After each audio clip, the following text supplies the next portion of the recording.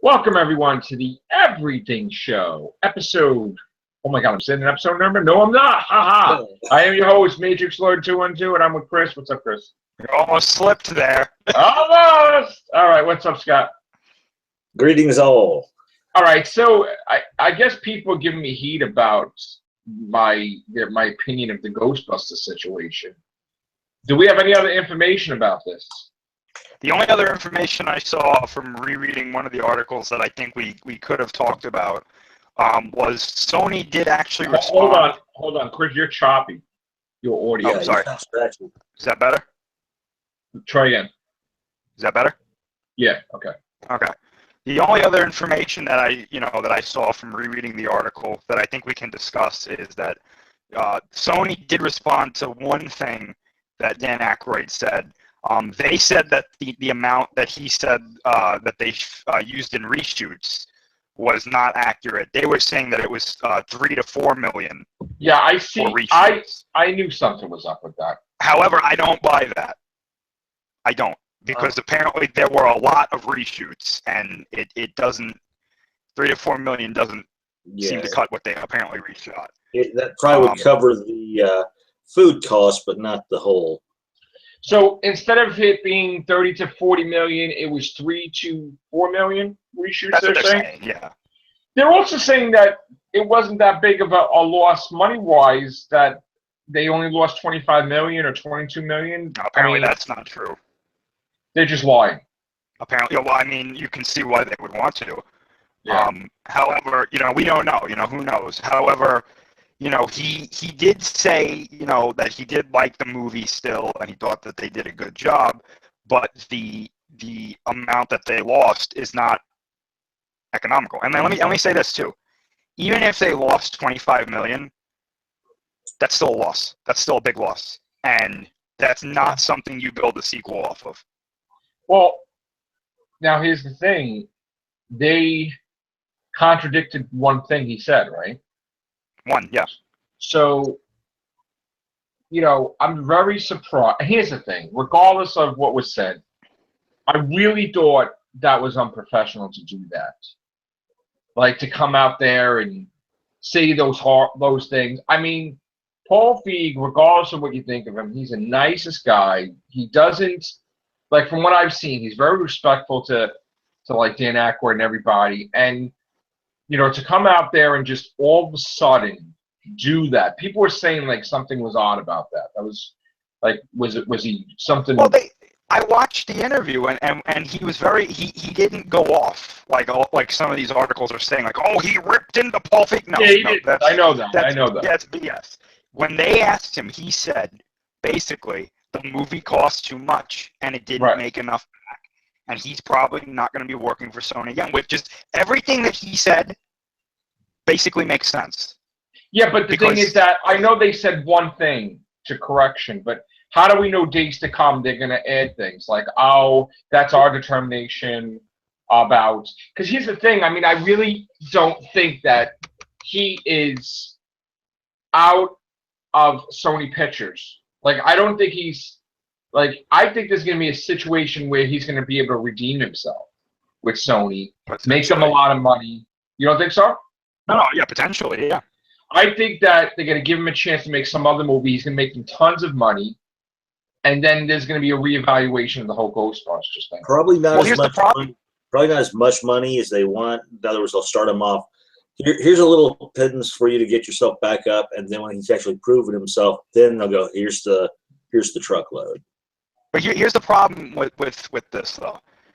They made a major franchise. They rebooted a major franchise. They gave this director, the resources to do it. They marketed it somewhat well. Chris, is this being Googled that your voice is messed up? Is it? It's not on my end because my microphone's working fine. Yeah, because hold on. Let me try to. Let me see something here. Try to talk again. Is that better? Try again. Me. Is that better? Yeah, mute yourself for a second, Scott. Go ahead, Chris. Can you hear me? Yeah. I don't know. All right, we'll see what the hell it is. Go ahead, continue. I mean, if it gets bad... This is why I don't really like using Google. I know. But anyway, no. What I was saying is,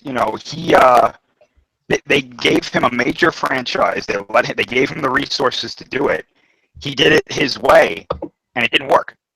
So if they want to do a sequel, he's not going to be attached to it because they're going to look at his work and say, no, he made this movie. It came out at a loss.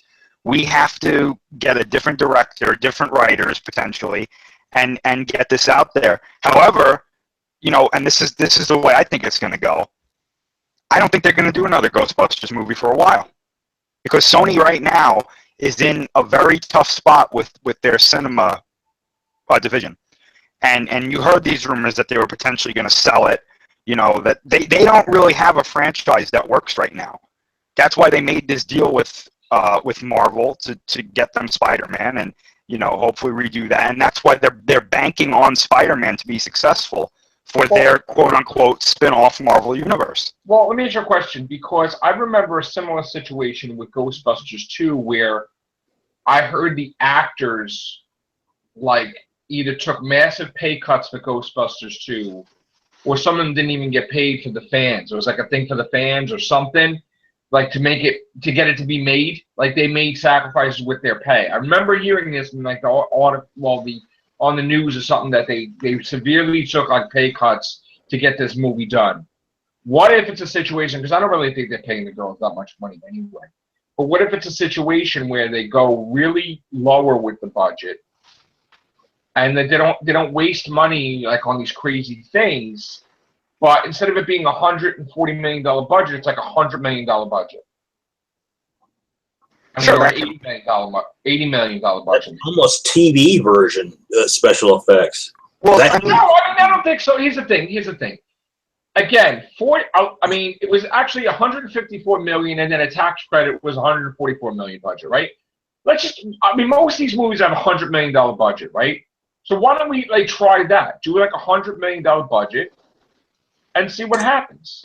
Sure. Theoretically they could do that, but the thing right now is, do the executives at Sony look at the Ghostbusters franchise and say, yes, this is a profitable venture?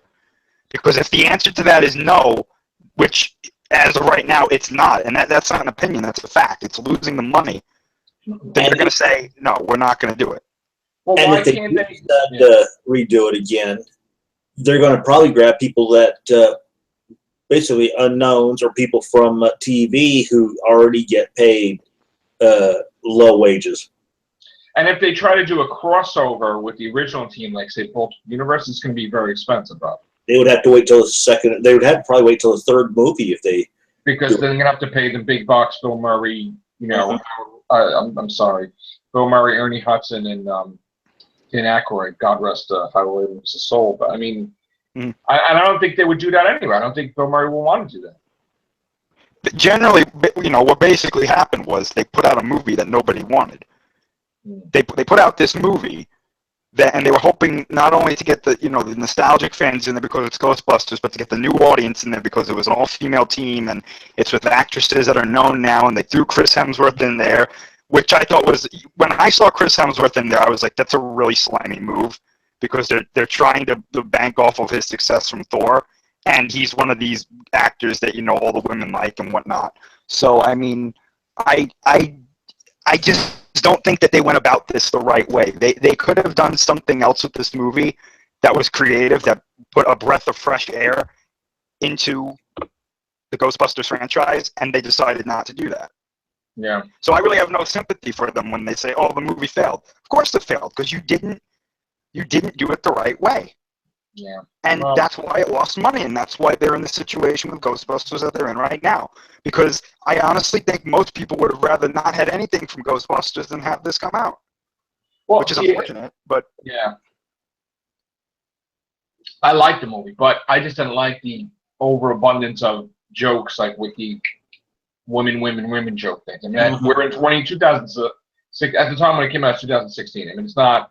there haven't been women heroes before, so... Well, they used this as a vehicle, and then I knew that they were going to do this because I remember all those pictures coming out, and they're like, well, you see, now women have people to look up to, and it's like, if you pulled your heads out of your asses, you would realize that there have been strong female characters before that people could look up to, but nobody wants to go back and watch those old movies because they're old. Yeah. So, I mean, that's your own fault. If you're not willing to look in the past history of cinema to find these female characters, then you're never going to find them. I'm sorry. I'm sorry. So, I mean, Wonder Woman's doing fantastic. Yes. Yes, it is a good movie. It is a great movie. I still have to see it, and I will see it this week. It was better than Alien. I will say that much. Alien was terrible. God. Oh, Sesame Street's better than Alien. What am I talking about? Jesus. Well, look what that's actually a great example of what we're talking about. Yeah. They put out Prometheus, and everyone thought, oh, this is an Alien movie. It wasn't the movie that people wanted. And then look what happened. They made Covenant with a reduced budget, and look what happened with Covenant. Now, I liked Prometheus, but even I'm willing to admit this is not the movie that people wanted to see. Yeah. No, I agree. And it is making a little money. I'm monitoring it, Covenants. And again, I don't know if it's out of the woods of pulling out because, it has $174 million in now and $97 million budget. I don't know, man. I'm just wondering if it could kind of squeak out another. I don't think it could squeak another $100 million out, to tell you the truth. And even if it did overseas, it was out of my $4 place when I went up there to see Wonder Woman, and we all know when Alien came out because Wonder Woman was playing on 2 cinemas there. Yeah, I don't even know if it's at my $1 rerun joint yet. And now here's the situation we've been talking about, Chris, where will Mummy get destroyed by Wonder Woman? I think so. Because we said don't release this now. Put it out in August. But I'm telling you, I'm going to say Wonder Woman's going to be number 1 again. Or even Halloween month of November, October. I'm going to say it's going to be Wonder Woman's going to be number 1. I'm sorry. Yeah. There's no way. Impressed by the trailer. There's no way the Mummy's going to be number 1. There's no way. I don't even think it's going to be number 2. Yeah, I was about to say that. I got to tell you, the biggest surprise to me was the Captain Underpants thing that we joked around when we first heard of. What the hell was this? Oh, an animation. I think you said, Chris, that animation would probably do good, right? That book series is so popular, it doesn't surprise me that really it did well. Oh, dude, that's one of the most popular children's fictional characters in the modern day. Wow. So crazy. I think it's gonna be number 3. Yeah.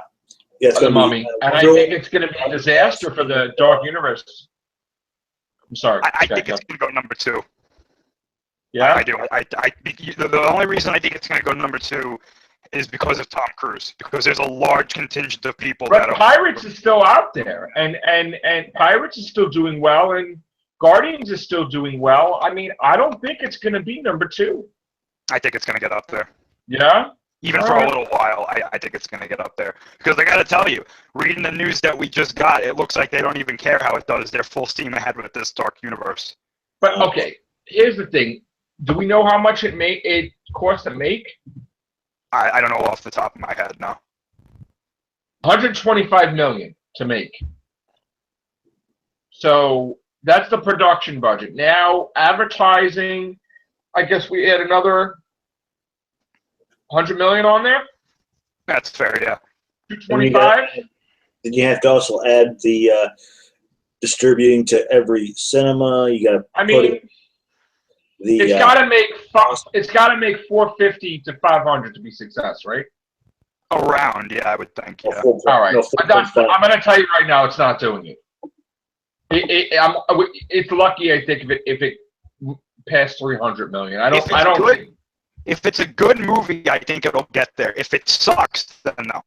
Well, here's the thing. Even if it fails, right, do they really need this to continue in the cinematic universe, or you can only hear them about the Mummy once? Is it just like You want to know why? Because they keep saying that this isn't part of it's not starting the Dark Universe. Oh, now they're still doing this now again?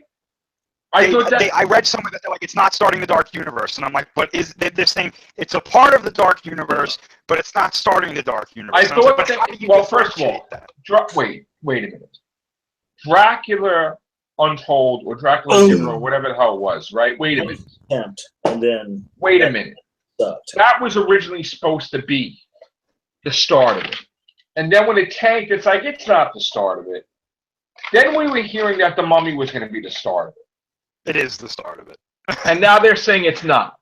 I don't know who they're trying to kid. They have Protégum in it, which is their Marvel, Shield Monarch Society in this movie. I don't know who they're trying to kid. This is completely the start of this universe. I don't know what they're and then they get supposedly they're worried about getting sued now by Justice League Dark, or there was gonna be something about that, like that they can't use the name Dark Universe. Yeah. And then now you're telling me they added 2 movies to this? They added 2 movies, and I don't know where the hell these 2 movies came from for this universe. So this is no longer a universe of classic monsters, in my opinion. Because when you think of the classic monsters, you think of Dracula, Frankenstein's monster, the Wolfman, the Invisible Man, the Mummy. They've added the Phantom of the Opera and the Hunchback of Notre Dame. Well, I gotta tell you, part of this dark universe.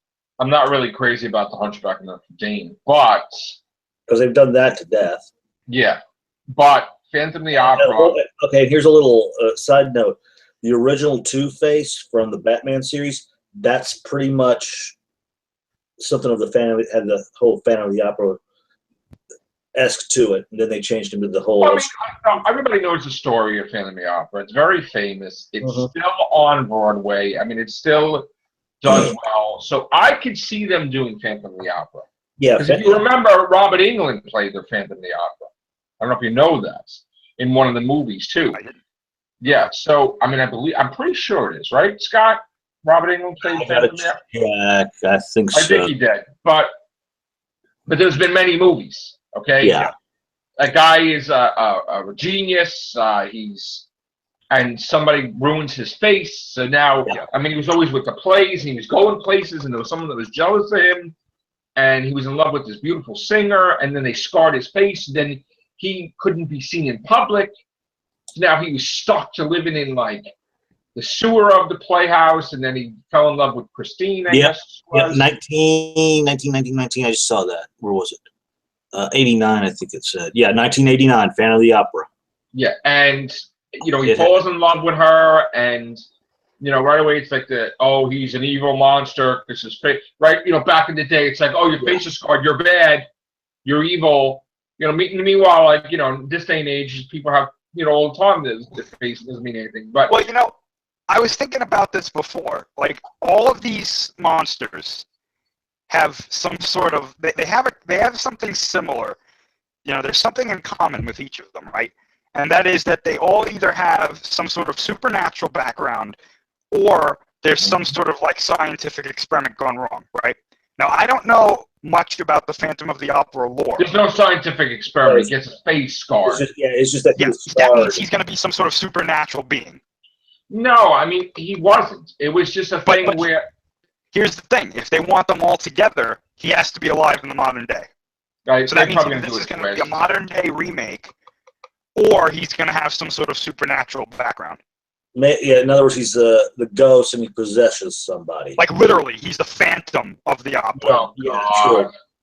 Yeah. I don't know about this. Who are you going to call? Ghostbusters. Unless they're going to be like, oh, by the way, some of these movies aren't going to show up later on, which then why make them? Well, here's the thing, right? It's just Marvel. Everybody wants to do their own cinematic universe, right? Yeah. In some cases, we're like, what the F? No. And in some cases, we're like, okay, we could see that, right? Didn't Dan Aykroyd have a cinematic universe where there can be multiple Ghostbuster teams? So why aren't they trying that? Why aren't they trying different teams related to the same universe? Because the Universal thing is their vision. Here's the thing. They had a vision, and the vision keeps changing because every time they put a movie out, they're like, yeah, we don't know if it's going to do good. We can't be embarrassed that this is the first movie. Just change it a little bit. Like, what? So, like, you're never going to have it. They have to wait until the movie actually does like $1 billion or $500 million. Oh, yeah, that was it. You didn't know? You didn't know that was our first movie? Like, no. That's the smart thing to do. That's what Marvel and that's what the MonsterVerse did. When Iron Man did really well, they were like, oh, we can do this now. When Godzilla did really well, they were like, yes, it's the other two. And then it was later on that they were like, let's make this the MonsterVerse. But With if these, you're doing like, a, let's do a cinematic universe, and it's like, you can't do that. but if you're doing a cinematic universe, it should be a lot of movies. Yeah. With Godzilla, after Kong, that's it. Like, Yeah, what but are you they're talking about? incorporating the other three monsters without giving them their movies. It should continue though. Like, but anyway, I don't know.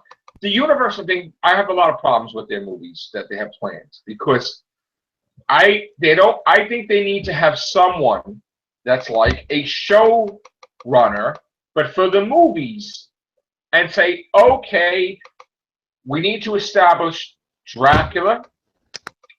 Dracula should be the most important thing to the Universal Cinematic Monsters universe, right? I agree. Dark Yeah, universe. definitely. Dracula needs to be the most important thing.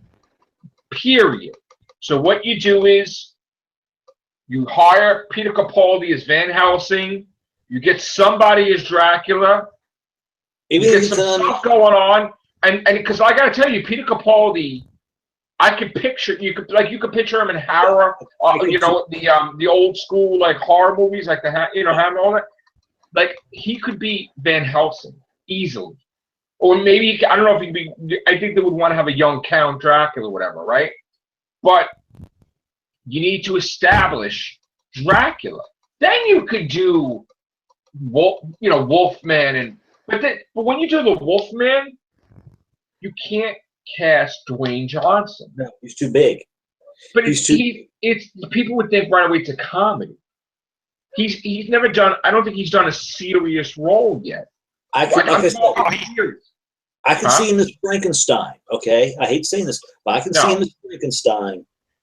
But I can't see him as the Wolfman because when I think of the Wolfman, I think of this. I hate saying this.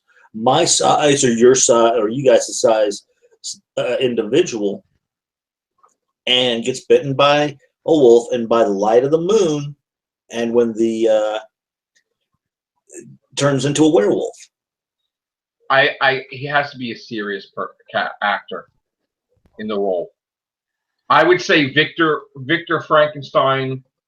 My casting would be why can't I think of this?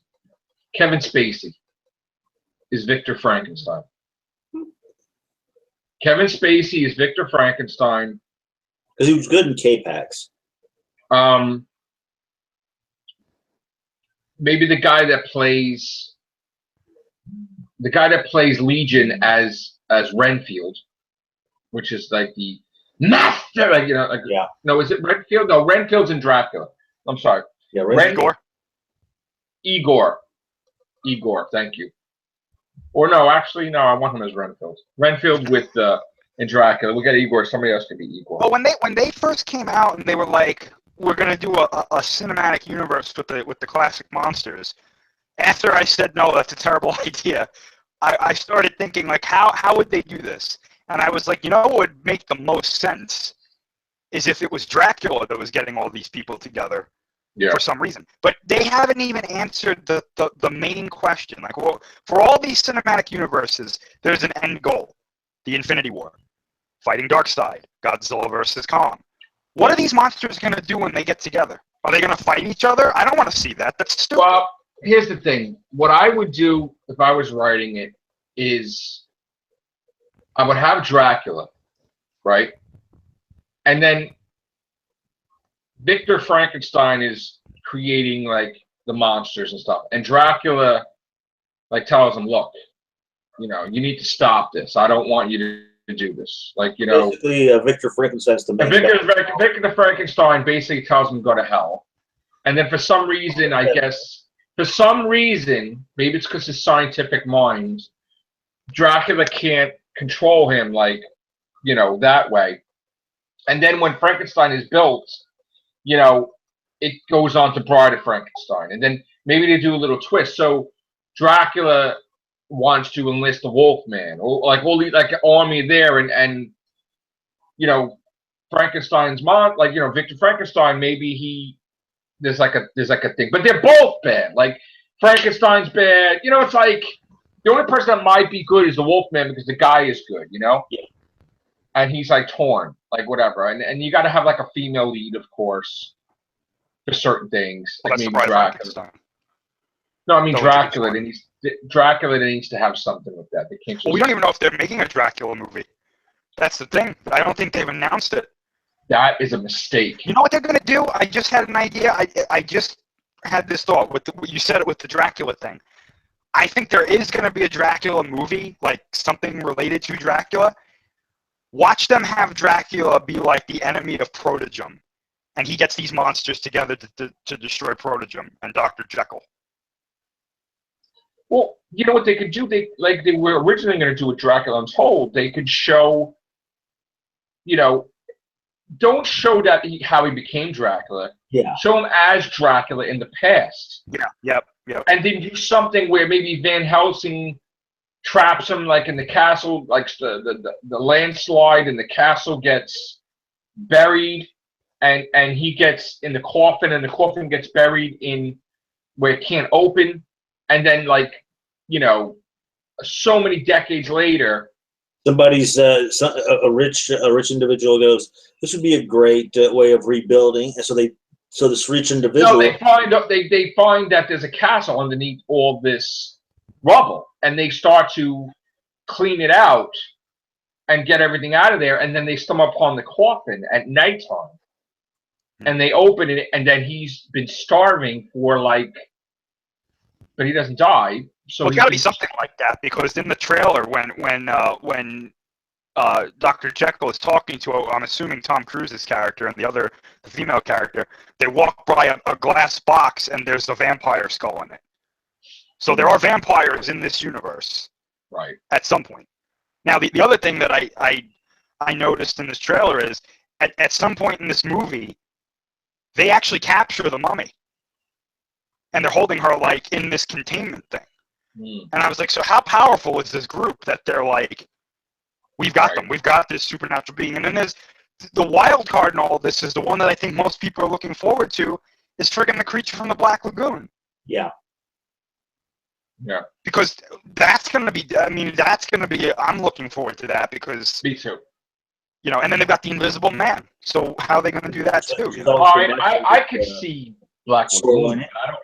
I don't know how they're going to do Invisible Man. That's a little odd.